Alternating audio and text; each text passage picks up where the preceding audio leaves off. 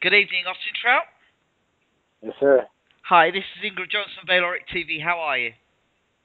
I'm good. I'm good. How you doing? I'm great. Thank you so much for agreeing to do the interview. No problem, man. Yeah, well, yeah, it was good. Good workout today. So how's training been going? Training's going good. It's going good. It's going good. Are Yeah. you, so congratulations on your last fight against Miguel Cotto. Thank you. Thank you very much. How did you see? I mean, going into the fight against Miguel Cotto, did Miguel Cotto bring to you any different challenges that you probably hadn't seen before? Um, no. I mean, he was experienced. That proved a bit challenging because he changed up his style, which proved to be a bit of a problem. In the mid round, but I made my adjustments and I was able to neutralize, his boxing that he was using. Now, there's a lot of talk, obviously, before going into the fight, people saying Miguel Cotto, oh, he's an experienced fighter. This guy, Austin Trout, we know nothing about him. It's okay, Cotto's going to come and knock Trout out, blah, blah, blah, blah, blah. And you were, you're the champion, and people were underestimating your ability. How did that make you feel going into that fight? Well, it was aggravating, to say the least, because they just really try to write me off, before even knowing anything about me. Just because they haven't seen me doesn't mean like I wasn't a contender or actually the champion. So it was a bit aggravating, but it was actually at the same time all the more motivation.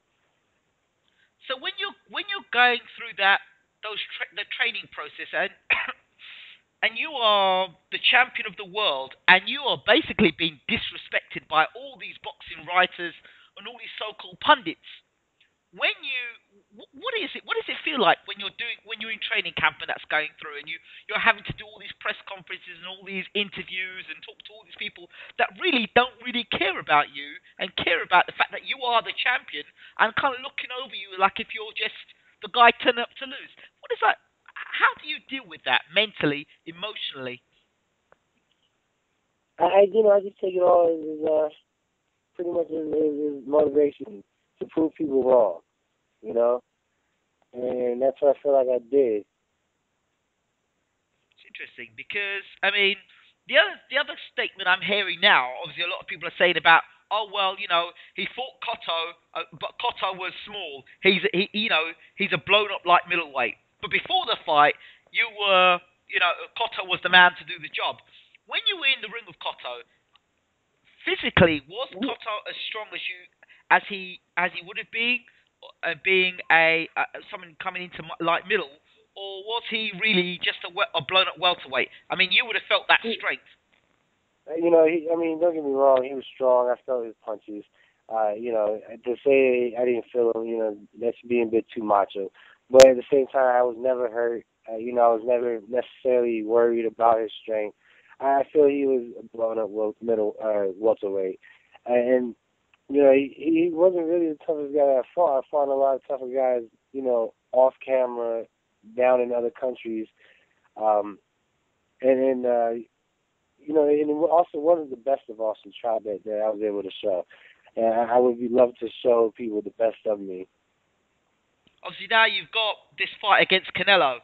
Now, for me, from the outside looking in, it looked like it was a difficult match to make. It was an obvious match to make, but a difficult one.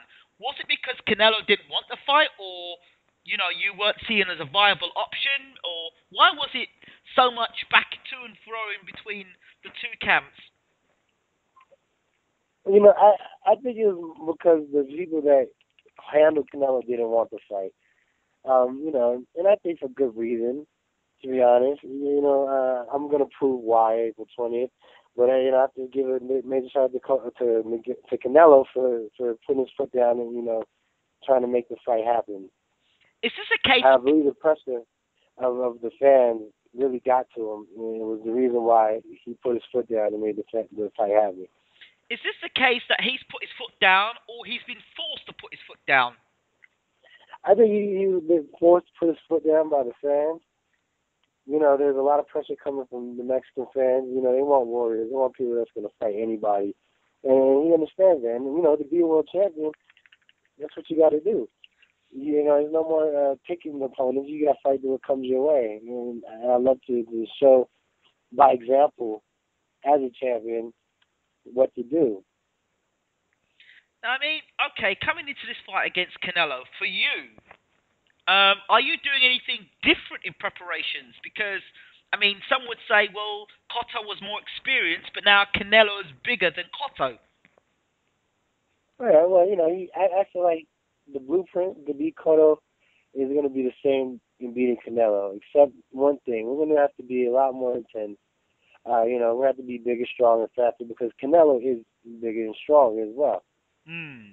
But the one thing about Canelo, which is quite evident, is that he's never fought anybody in his own weight class. He's been fighting guys that have been moving up in weight or over the hill. I mean, like Shane Mosley, he hit Shane Mosley with everything. And couldn't move Shane Mosley, and even when he put loads of combinations on Shane Mosley, who, let's say, has seen better days, he was unable to finish a fight off that a lot of people would expect him to finish. In terms of watching that fight, what did you learn from the Shane Mosley fight? Well, again, he does a lot of good combinations and things like that. But once again, he's also been fighting smaller fighters, just like Cotto has never fought a true junior middleweight, in my opinion. Canelo's never fought a true junior middleweight. I've been at this weight class my whole career, even through the amateurs. So I'm very excited to show people what a true junior middleweight can do with Canelo's power. I'm not saying his power is overrated.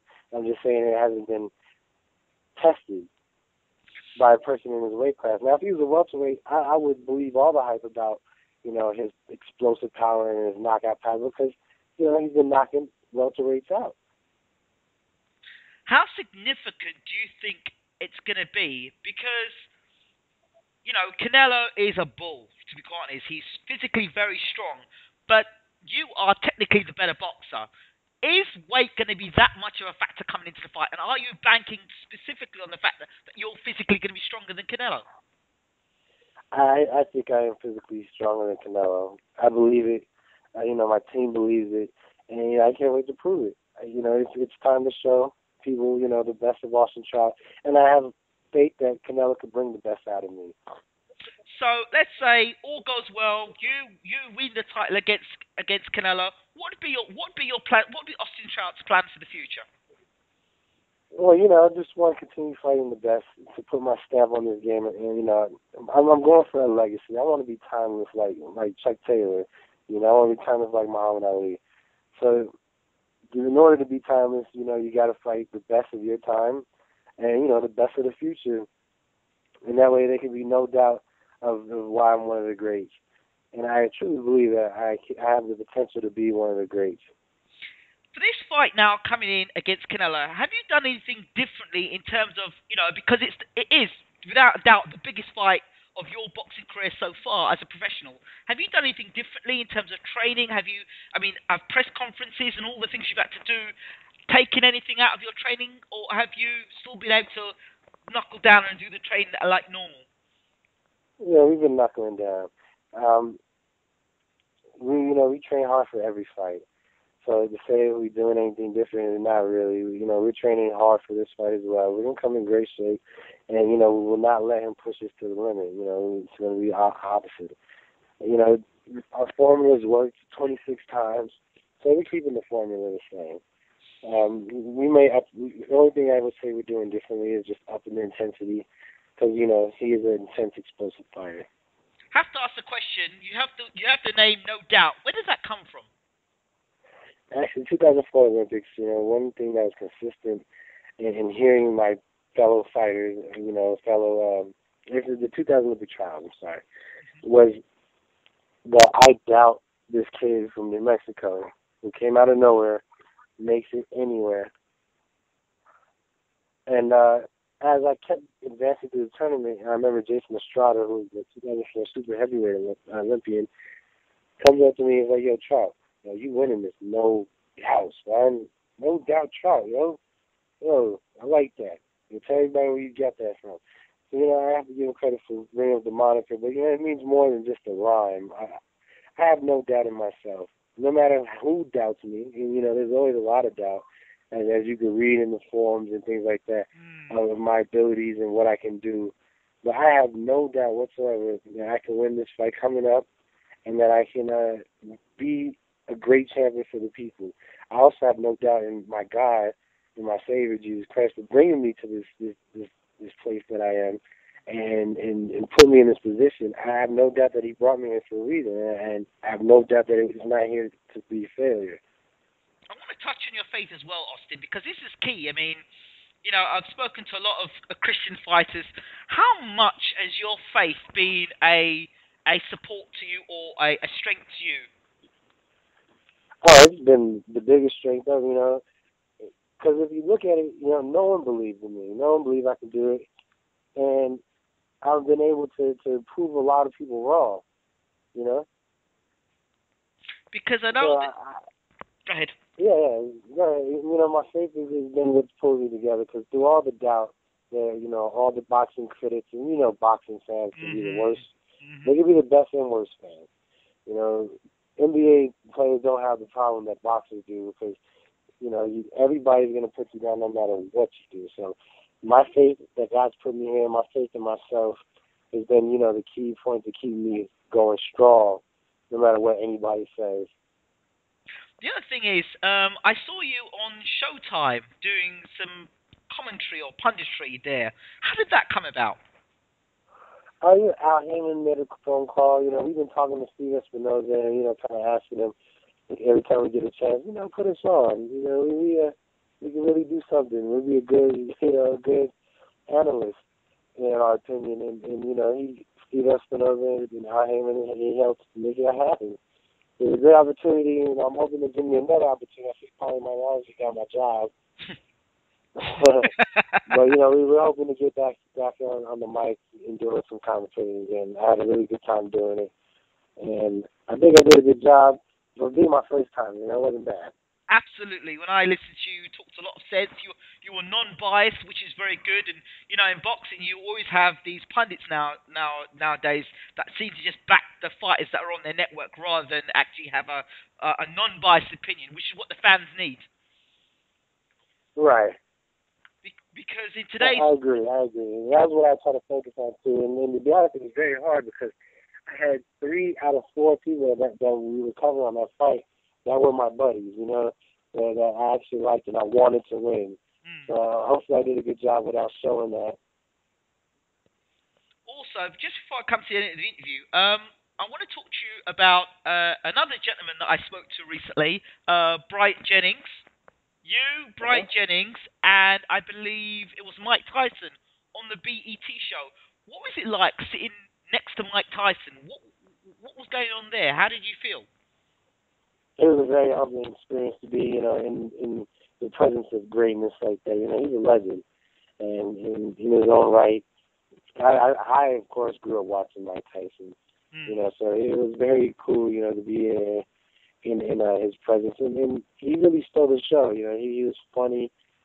He had me laughing. I was trying hard not to laugh too hard. Trying to keep it cool. It was awesome. And Brian Jennings, who I followed his career and watched him in his fights and his coming up, through the heavyweight ranks. It was just a great thing to be amongst these great heavyweights.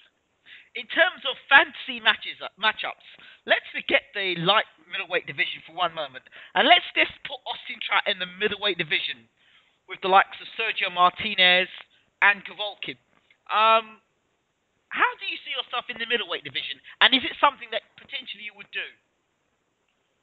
I think I'll do fine. Once I take over the junior middleweight division, it's going to be just a matter of time before I, go to try to take over the middleweight division. I think it's going to be part of my legacy, Physically, because you're a light middleweight, do you have to cut a lot of weight to make light middle, or is it just... I don't have to cut a lot of weight. I wouldn't say I make it easy, but I don't kill myself. With that said, I think I'd be fine in the middleweight division. I think I'd be pretty strong in that division as well. And one final thing I want to talk to you about is this thing about character assassination, or almost, try and throw some mud at the good guy. How does Austin Trout deal with the media in terms of trying to show you in less than a good light? How do you deal with that? You know, and I've had this problem even with my local paper. Now I'm not perfect, and nor do I try to present myself as a perfect human being. I more so try to present myself as a regular human being, just like everybody else. And there's been times I've had runs in with the law. A lot of times it was BS, but the fact that I still had to run in with the law, and that the local paper would put that up, with the full, front page, everything like that. But then when it comes time to the dismissal of the charges or anything like that, and they don't put that part up, that's what really aggravates me. Because if you're going to report the news, you should report the whole news, the good, the bad, and the bad, and the good. And they've failed to do that. So I don't really give them statements no more. They can get statements for Passive Times or from Associated Press. Really, that's all you got to do. Ignore them. If they're not going to do it, I understand it's news. If a fighter gets in jail or something like that, report it, because that is news. That's not what I'm mad about. The thing that aggravates me is when they don't report the whole thing. So this is the whole thing going back to character assassination. So, Austin, you are a man in control of your own journey. Could you simply not just cut those sort of journalists and press people out of your life and say, you know what, I ain't talking to you because basically you're not giving me a good rep. You're not giving me a good rep here, and you do me no favors. Could you potentially do that, or would you give them grace and forgive them? Well, I forgive anybody eventually, but right now I don't need them, and if they don't want to report the whole thing all the time, especially when it comes to me, then they will not get a statement, really until I feel like it, I guess. I'm gonna now end this interview with you, but I want to let the fans know something that is so important, that you you took the time to reach out to me, because I've been trying to find you on Facebook. I tried to talk to you on Twitter, and it was you that took the time out, because I've talked to people around you, and I haven't had much of a response to them. And it's been great that you've been able to be the champion that you are and take the time out to come out of social media and make the interview happen. And I think fans need to know this, because they need to know more about Austin Trout. And I guess that's a statement itself. So, Austin, I'm really appreciating this interview that we're having. Yeah, well, thank you for thinking of me. I always say to know me is to love me. So if you give them a chance to know me, then you'll have a great chance to love me. Austin, final thing, in terms of your Twitter page, how do fans contact you on Twitter? Yeah, you can follow me at No Doubt Trout. It really is across the board. It's No Doubt Trout on Instagram, No Doubt Trout on Facebook, and I'm really heavy on doing my own social media. Now I have help, because we can't do it all ourselves, but a lot of times the tweets and things, they come from me. Excellent. That's fantastic stuff, because I've tried to reach out to certain champions beforehand, and I've gone and emailed them, and they've said go for their publicist. I've emailed their publicist, and it just falls on deaf ears. Why does that happen? We end up getting caught up in doing a lot of things, training and things like that, and it's sometimes it's hard to help everybody out. But I try to get as many interviews as I can, because you got to look at it like this: they're not going to always want to talk to you. They're not going to always want to figure out what's going on in your life. So you might as well strike while the iron's hot, and let everybody know who you are, as many outlets as you can. Austin Trout, thank you so much for the interview. Good luck in your fight against Canelo. It's going to be great to watch you showcase your skills and your talent, and the world should watch out, because Austin Trout, there's no doubt. Thank you, my man. I appreciate it. Take care. All the best.